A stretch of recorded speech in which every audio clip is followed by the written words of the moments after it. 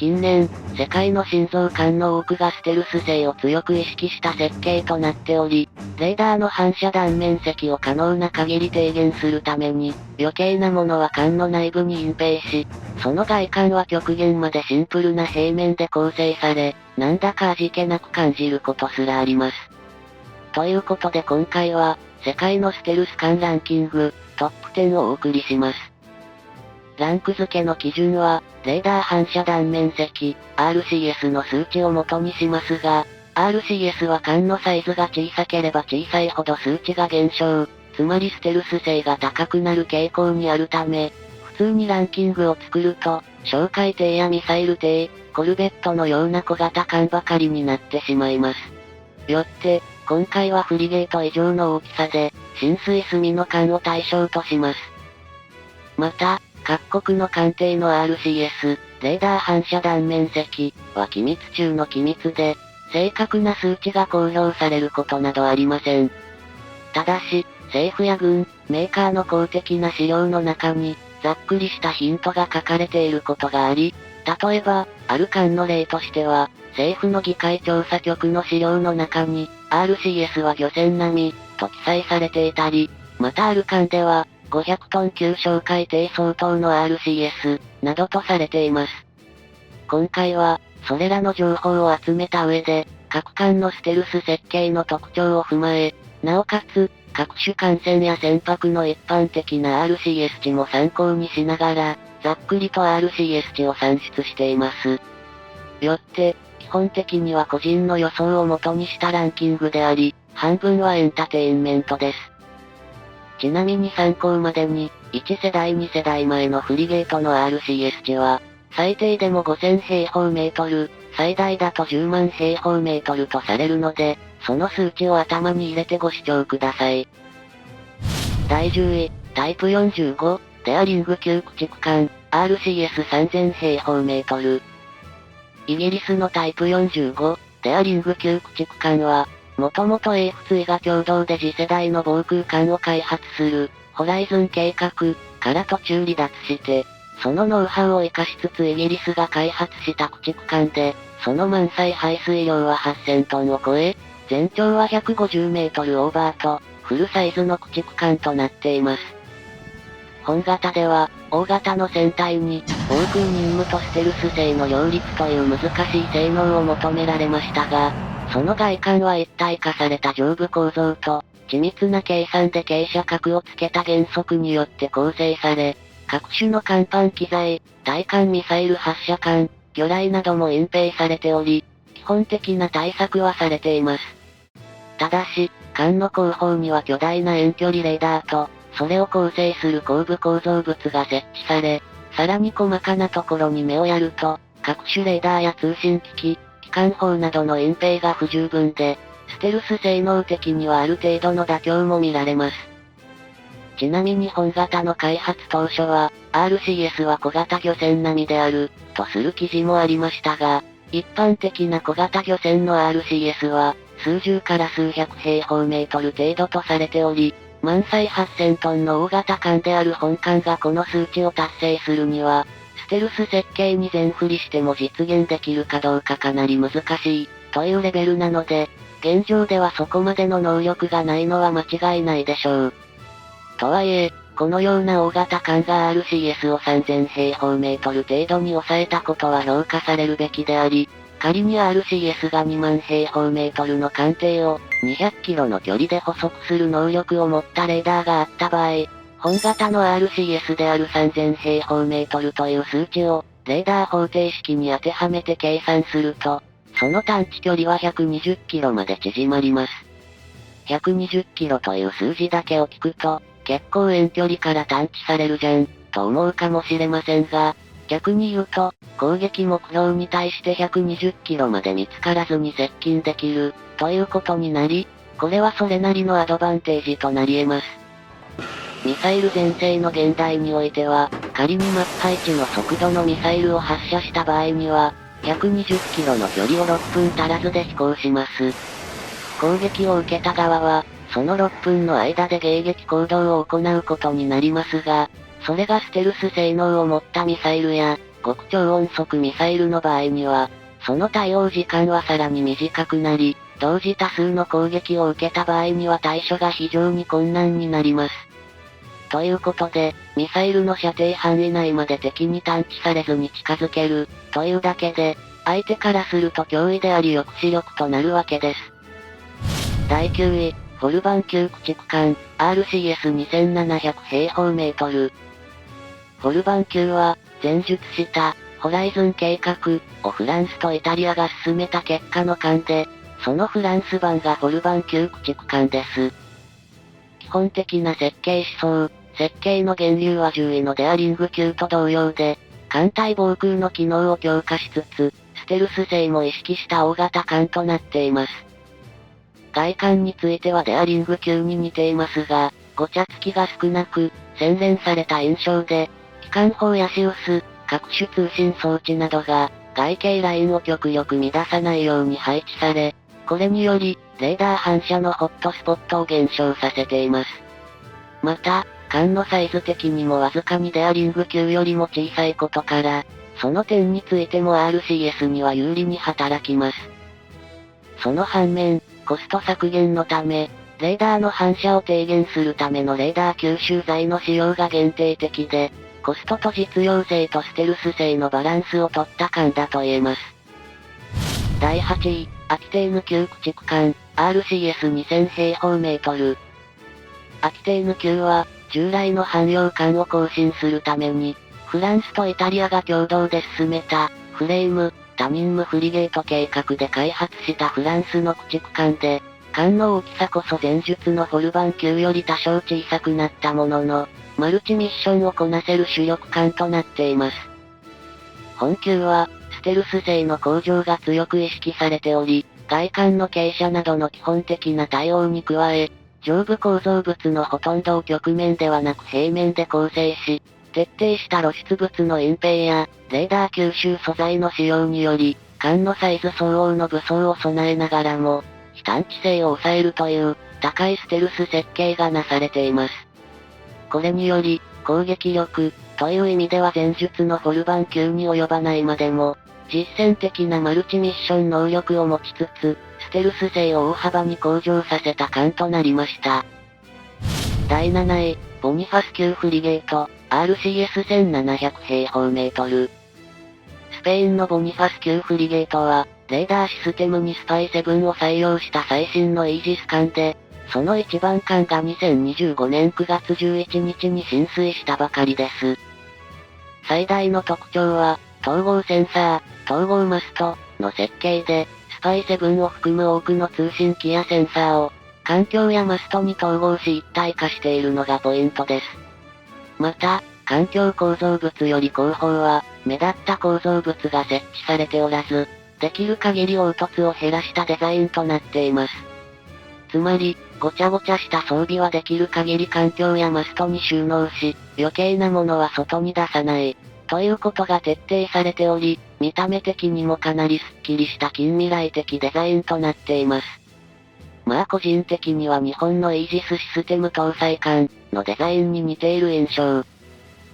第6位、フォーミダブル級フリゲート、RCS1500 平方メートル。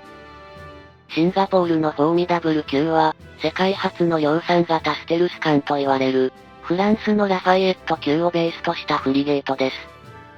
ベースとなったラファイエットは、その当時の技術をステルスに全振りした艦で、本型もそのデザインを踏襲、洗練しつつ、レーダーや電子システム、兵装を強化し、マルチに対応可能なフリゲートに仕上げています。ただし、前述したボニファス級のような統合マストの採用はなく、ラファイエットから大きな後部構造物が追加されるなど、ステルス的には不利な要件が増えています。とはいえ、本型の満載排水量は3000トンちょっとと、フリゲートの中でもかなり小ぶりなため、その分だけ RCS の低減が見込めます。第5位、ラファイエット級フリゲート、RCS1400 平方メートル。フランスのラファイエット級は、前述の通りステルスに全振りしたフリゲートですが、その一番艦の収益は1996年と、かなり古い艦であるものの、RCS は500トン級の小海底と同程度に抑えられていると公表されています。本型をベースとしたフォーミダブル級を抑えて5位に入った理由としては、シンプルさにつきます。本家のラファイエットは、ステルス性能を追い詰めた実証的量産艦である一方で、フォーミダブル級もそれに準じた設計ではあるものの、追加装備が増えたため、上部構造の一部が拡大しています。それに対してラファイエットは、軽フリゲートとも呼ばれ、兵器や電子機器も限定的でした。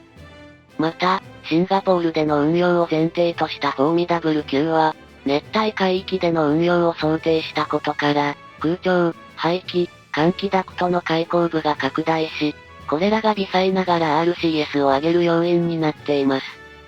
さらに、ラファイエット級ではフランスで開発されたレーダー吸収素材を使用しているのに対して、フォーミダブル級は東南アジアの湿潤環境向けに、塗料や外装処理を変更しており、このレーダー吸収素材の違いがステルス性能に影響しているとされます。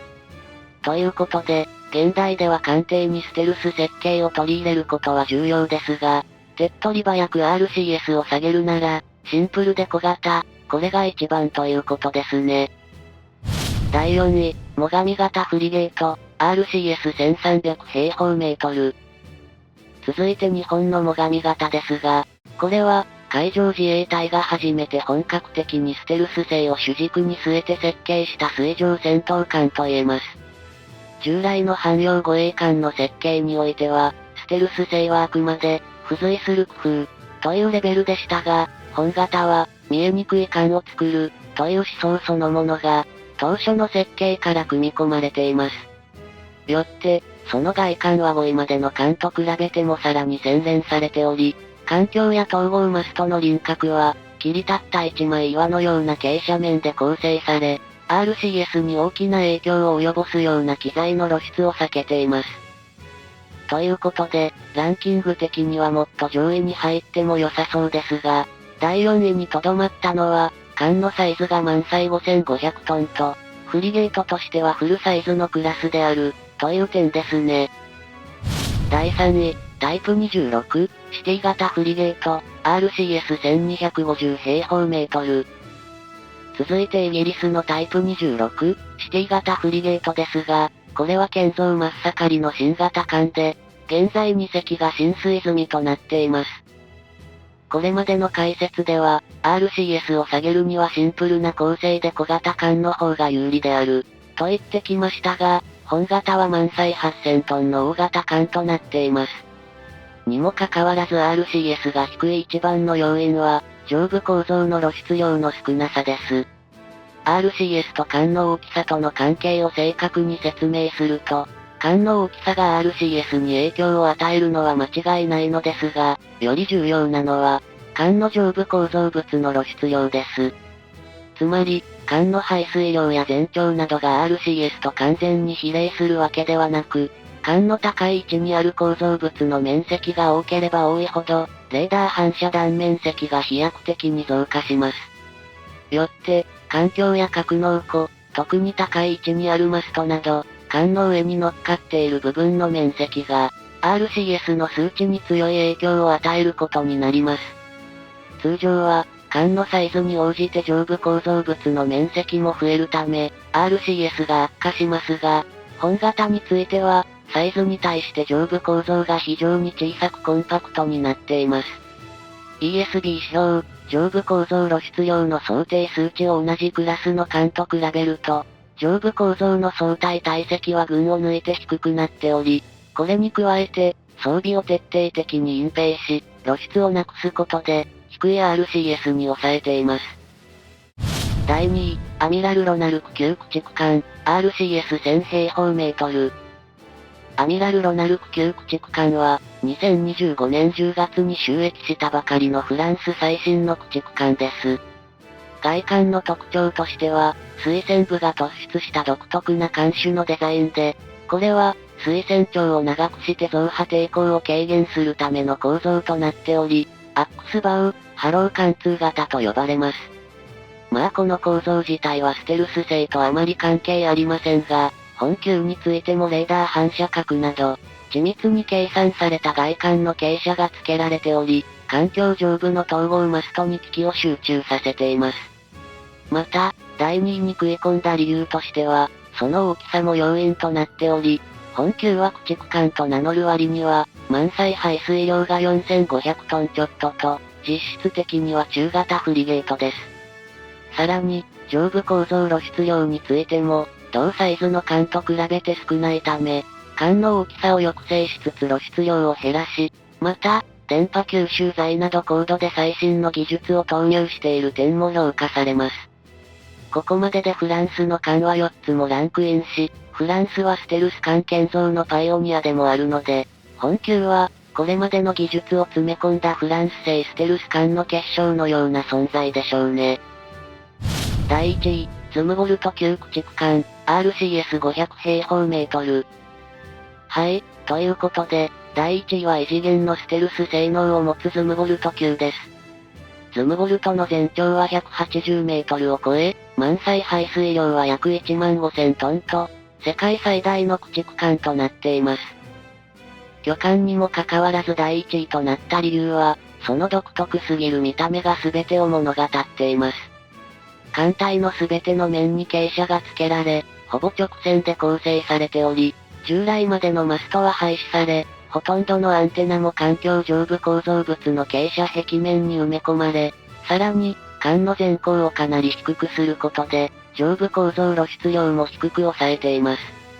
また、本級については、手法ですらシールドの中に収納するという徹底ぶりで、外観には、RCS の不利になるものはほぼ存在しないと言っていいでしょう。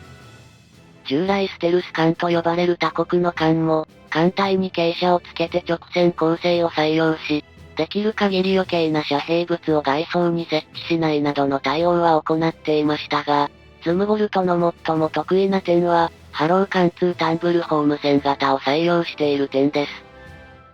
例えば、同じくステルス艦として有名な、ラファイエット級フリゲートのような艦は、正面から見るとひし形のような形状をしていますが、この場合、水平方向から来る敵のレーダー波は、艦の上部構造物に当たると空に向かい、下部に当たると海に向かって放射され、レーダーの発信源に戻って探知されるリスクは減少するものの、海に向かって反射された電波は海面で乱反射し、ある程度はレーダーの発信源へ戻ってしまうため、全く探知されないわけではありません。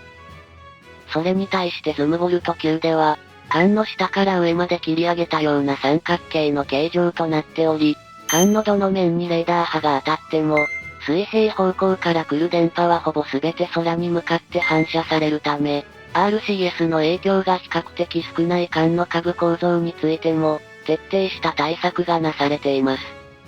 ズムボルトはこのような設計の結果、米政府の議会調査局の資料の中に、RCS は漁船並み、と、公式に記載されていることから、世界で最もステルス性が高い艦であるのは間違いないでしょう。はい、ということで、今回は主の個人的見解でランキングを作成しましたが、これらの他にもランキングに入りそうな艦や、あなたの考えるランキングなど、ぜひコメント欄で披露していただければと思います。